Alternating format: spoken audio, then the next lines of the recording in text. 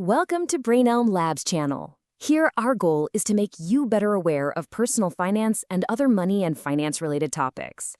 So today, we're going to talk about a decision that, honestly, a lot of us make without even thinking twice. And we're going to show you how that one simple choice could be quietly costing you, well, over $1 million. I know. That probably sounds a little crazy, right? A regular car payment? Stealing $1.4 million from your future? But here's the thing. The math behind this claim is actually surprisingly simple. So let's break it all down. All right, let's get into it. How on earth does a simple $700 decision create such a massive gap in someone's financial future? It's time to follow the money. Okay, so here's the setup. This entire idea, it really just boils down to one simple choice that you make every single month. On one hand, you've got what most people do. They take on a $700 monthly payment for a nice new car. But on the other hand, there's an alternative path, investing that exact same $700 instead. So let's create a couple of characters to see how this plays out. First up, we have David. Now, David decides he wants a new car. You know the feeling, right? Something reliable, safe. Maybe it has that new car smell. So he takes out a loan, and his payment is a pretty standard $700 a month. And hey, he gets to enjoy his awesome new ride immediately. And then we have Maria. She has that same $700 available every month, but she makes a completely different choice. She decides, you know what, I'm going to drive a more modest, used car, and I'm going to invest that $700 instead. So right away, she's trading that instant reward of a new car for more of a long-term financial strategy.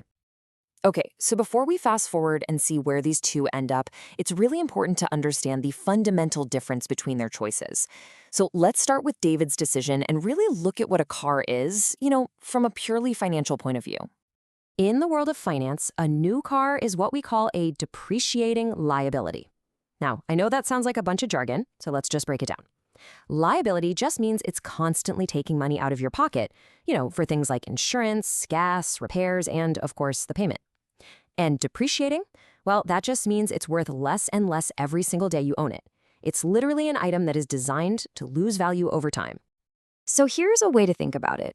That $700 David is spending every single month, it's kind of like he's watering a dead branch on a tree.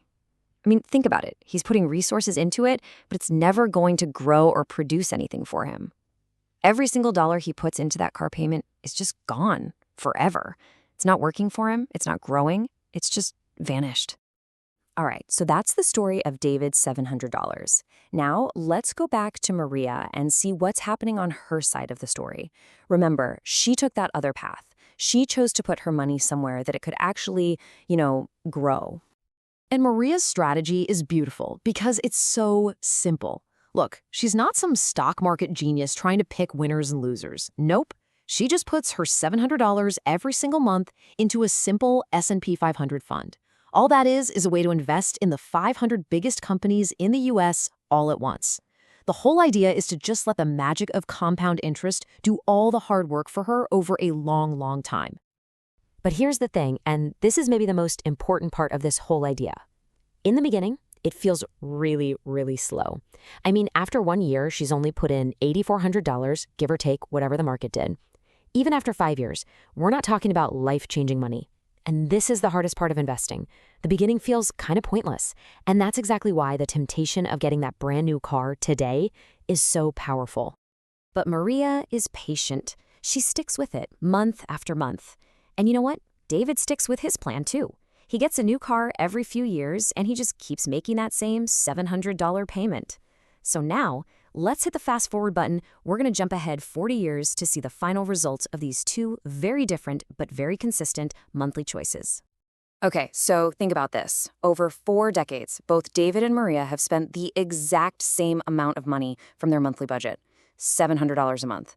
That adds up to $336,000 each. But what's the final difference in what they have to show for it? And this is the moment where everything clicks.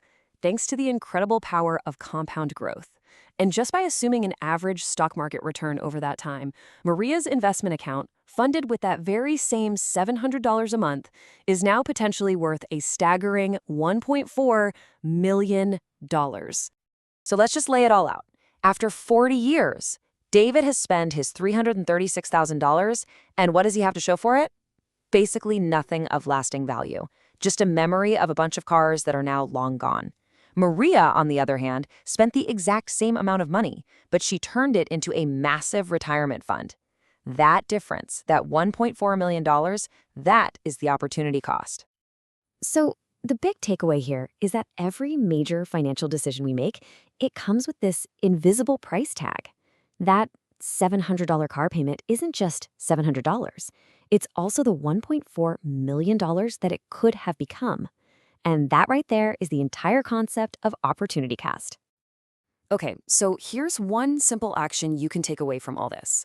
I want you to find just one of your big recurring monthly payments. It could be a car payment, could be a bunch of subscriptions, anything. Then just go to any online investment calculator. They're free and easy to use. Plug in that monthly number, set the timeline for maybe 30 or 40 years, and use an average stock market return, say 8 to 10%. The number that pops up on the screen, well, that's your personal opportunity cost. That's the potential future value you're trading for that expense today. And look, just to be perfectly clear, the point of this isn't to say you should never own a nice car or that you can't enjoy your money. Not at all. The real goal here is just to be aware of the trade-offs. It's all about making conscious, informed decisions, about understanding the true long-term price of your choices. That way, you can make sure your spending actually lines up with what's most important to you. Thank you for watching. We really hope this little breakdown helps you see your own finances in a completely new light.